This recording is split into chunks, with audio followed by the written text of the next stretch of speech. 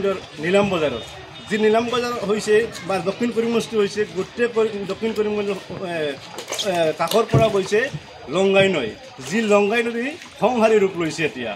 গোটেই লংগাই নৈৰ স্থানে স্থানে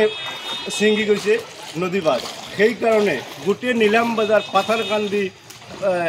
বৃহত্তৰ দক্ষিণ কৰিমগঞ্জৰ ৰাইজ এতিয়া সংকট মহাসংকটত ভোগ কৰিছে এতিয়া মই উপস্থিত হৈছোঁ দক্ষিণ কৰিমগঞ্জৰ প্ৰাণকেন্দ্ৰ নীলাম বজাৰত যি নীলাম বজাৰৰ যাত্ৰাপুৰ ৰোড যোৱাকালি কেনেকৈ আছিলে আপুনি চাব এই ৰোডটো আছিলে যোৱাকালি পানী নাছিলে কিন্তু লংগাইনৰ বাজ ছিঙাৰ পিছত গোটেই ৰাইজ গৃহহীন হৈ পৰি আছে কিন্তু উল্লেখযোগ্য কথাটো হৈছে গোটেই দক্ষিণ কৰিমগঞ্জৰ যোৱাকালিৰ পৰা হাজাৰ হাজাৰ ৰাইজ নদীৰ পানীত বুৰি গৈছে ফেমিলিৰ বহুত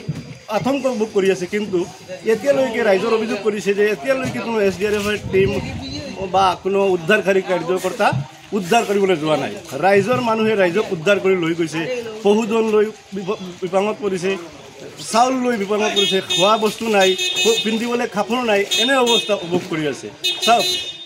মই য'ত আছোঁ এখন স্কুল আছে চাওক গোটেই স্কুলখন বুৰি গৈ আছে ওইটো গোটেইটো হৈছে কৃত্ৰিম বান্ধ ওইটো বান্ধ নহয় ৰাইজৰ অভিযোগটো হৈছে যে যদি জলসম্পদ বিভাগে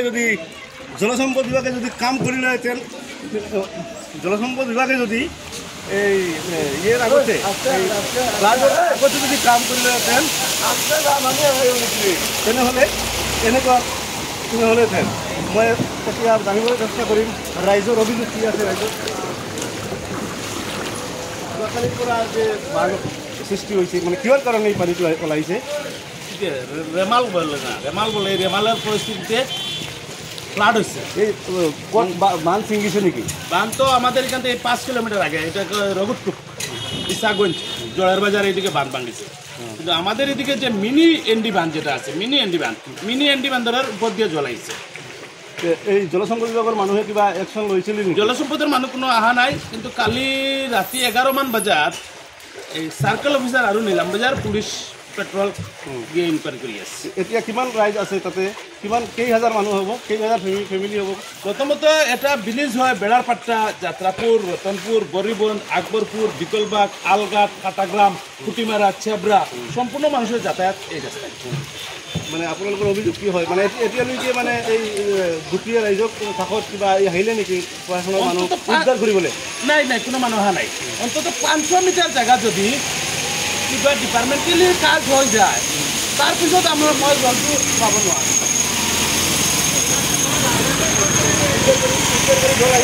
নাই কোনো উদ্ধাৰকাৰী নহয় আপোনাৰ ৰাইজ কেনেকৈ উদ্ধাৰ কৰি কৰিছে পশুধন লৈ গৰু আছে ছাগল আছে এইবিলাক লৈ কেনেকৈ মানুহ কেনেকৈ উদ্ধাৰ কৰিছে মানে বেলেগ জেগাত যাৰ যিমান সুবিধা আছে তাৰ জেগাত কি আছে আপুনি কি ক'ব এতিয়া ৰাজ্য চৰকাৰক কোৱাৰ কিছু নাই ৰাইজৰ ওচৰত ক'ব যদি 500 মিটাৰ জেগা যদি কিবা কাৰণত হৈ যায়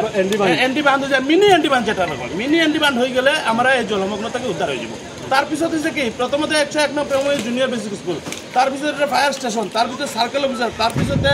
পিএইচই ডিপাৰ্টমেন্ট তাৰপিছতে ইৰিগেশন ডিপাৰ্টমেন্ট গোটেই চৰকাৰী অফিচবিলাক হৈছে নীলাম বাজাৰ দক্ষিণ কৰিমগঞ্জ এই ৰোডত কিন্তু এই ৰোডৰ কাষত মানে এই এনডি বান্ধটো হোৱা নাই কৰা নাই 500 মিটাৰ জেগা হ'লে হ'ল থেংক ইউ আপোনালোকে চাব গোটেই আমি দেখি আহিছোঁ কেনে পানী হৈ আছে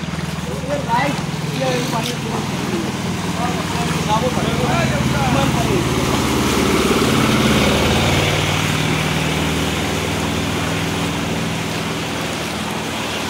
আমি আকৌ জনাই থাকিম গোটেই দক্ষিণ কৰিমগঞ্জৰ ৰাইজৰ কেনেকুৱা আছে পৰিস্থিতিটো আমি বান পৰিস্থিতি দেখিবলৈ NB নিউজ চাই থাকক